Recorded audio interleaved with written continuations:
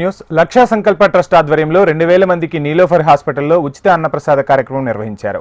ఎన్నో సంవత్సరాలుగా సమాజానికి సేవలు అందిస్తున్న లక్ష సంకల్ప ట్రస్ట్ నిర్వాహకులు అక్కాతమ్ముళ్లు రాజశేఖర్ రెడ్డి, సాధనారెడ్డిల ఆధ్వర్యంలో జరిగిన ఈ కార్యక్రమానికి ముఖ్య అతిథిగా తెలంగాణ రైతు కమిషన్ చైర్మన్ కోదండరెడ్డి హాజరయ్యారు. పేదలకు అన్నం వడ్డించారు.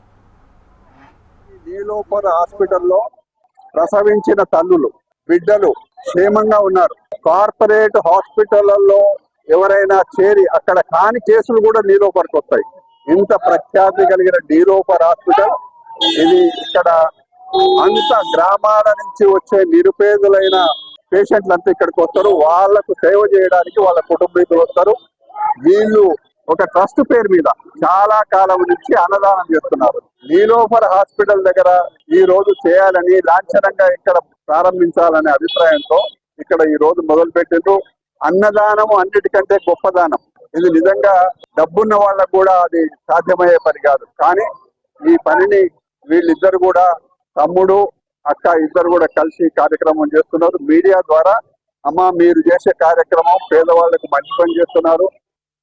ప్రతి మనిషి ఈ హాస్పిటల్ కానీ వేరే ఏ హాస్పిటల్ కానీ వస్తే వాళ్ళు ఏమనుకుంటారు, అరే మాకు కొంచెం అన్నం దొరికితే చాలు, కొన్ని నీళ్లు దొరికితే చాలు అంటారు. కానీ ఇక్కడికి వచ్చి ఇన్ని పంచపద్మ పరమాణాక్ష ఇవన్నీ పెడితే, మేము ఈ రోజు ఒక 7-8 కర్రీలు పెట్టినాము.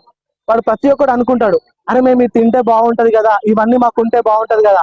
వానికి ఆ ఫీలింగ్ రావద్దు. ఈ రోజు వాళ్ళ భార్య కడుపుతో ఉన్నప్పుడు భర్త తీసుకొని వస్తాడు, లోపల ఉంటది, వాడు బయటికి వెళ్ళగొడతారు, వాడికి తిండి దొరకదు, పైసలు లేవు.